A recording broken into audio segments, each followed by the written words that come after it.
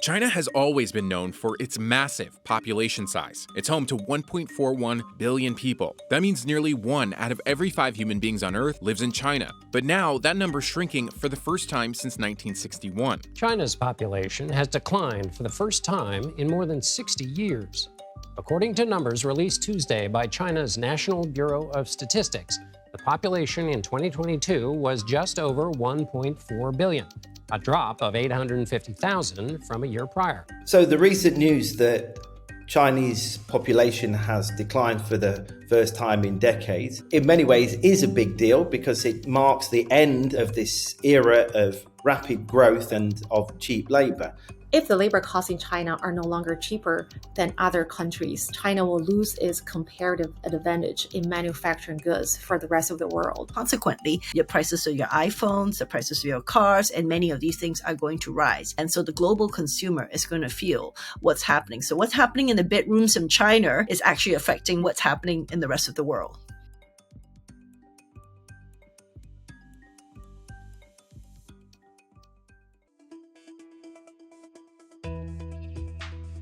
China has been implemented this one-child policy for 35 years, from 1980 to 2015. The reason for this is back in 1980, the Chinese government observed or predicted that in the future, China's population growth rate will be so high. And then there will be the famine problem, then the agricultural production will not meet the people's wants and needs. Many couples therefore chose to only have a son when restricted to just a one-child household. So consequently, after 30-something years, what you do have is a huge situation of missing women and surplus bachelors, something like 30 million surplus men who cannot find brides. That obviously has a lot of consequences for how do you make future babies for China, right? No women, that's a big problem. It caused the population to become too male, too old, and too few. Reasons why the younger generation decide not to respond to the policy changes.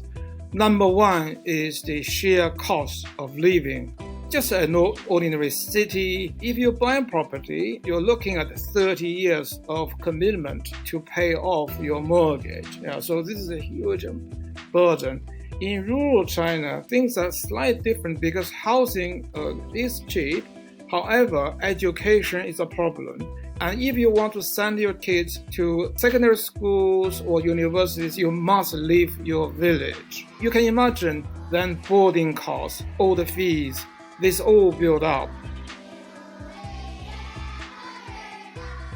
Although the government relaxed this one-child policy to even three-child policy, but still we did not observe much effect out of it. One reason is COVID recently, especially for the year 2022. Because 2022, China still implemented this very stringent zero COVID policy. So most of the people live in a very extremely inconvenient life. And many people got laid off because of this long time no show at work. That's why the birth rate in the year 2022 is very low. So from the domestic perspective, the real estate market, which was booming for the last 30 years, your first generation of homeowners coming in, is now stalled, partly as a result of COVID, but also partly as a result of a housing crisis, and also partly because of the population growth slowing down. That's a long-term economic outlook that it's not helpful. Aging is catching up in China.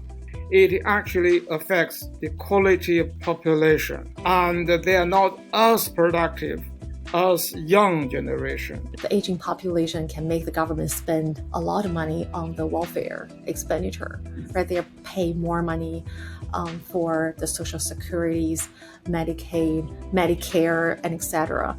And also population shrinks. That means taxpayers shrinks.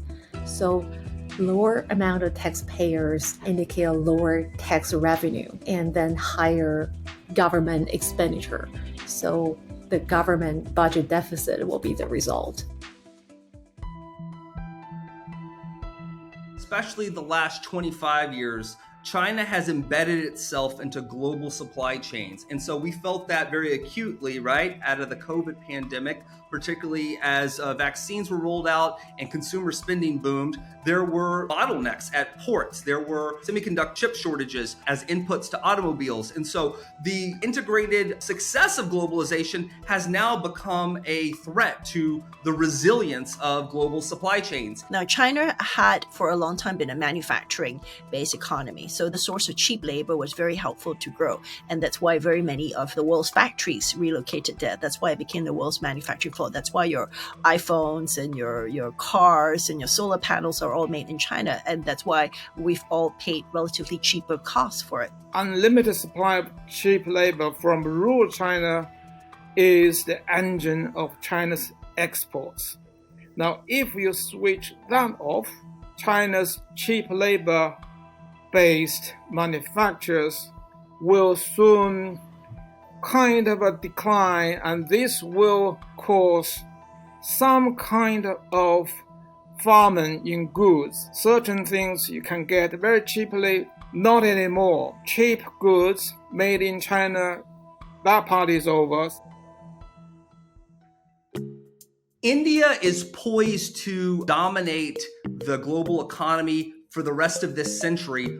Why? Because its population will overtake China this year in 2023. And in the next few years, its working age population will become the largest in the world. Now, India still has demographics so that it will continue to grow and add population in the subsequent decades. Indians are young. The average age is under 30. It's really a vibrant, young, educated workforce. I won't be surprised in the next decade, India will be the workshop of the world. Population is only going to be one dimension of this. We have to think about infrastructure, about gender roles, gender equality, about the nature of the economy. And in that sense, of course, there are still fundamental differences between China and India. And I think in many ways, India still has a lot of ground to gain. Just because you have plenty of young workers doesn't mean you have the roads or the factories or the financing or the logistics to take advantage of all those things and really make it come together. So yeah, there's not that expectation at all.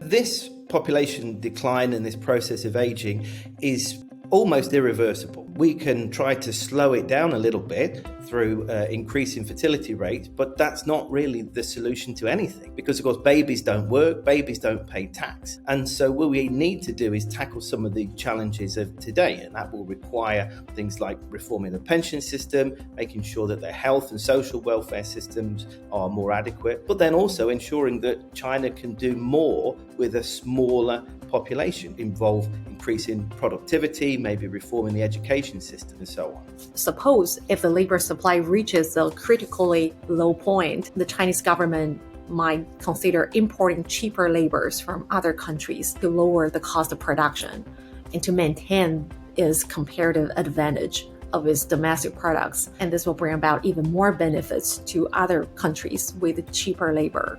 Foreign companies, foreign governments are aware that things are going in one direction in China at the moment. A lot of companies are going to rethink their whole business model, whether they would place any manufacturing or resourcing outside of China, whether they would be looking at other sources of consumption growth. The damage has been done.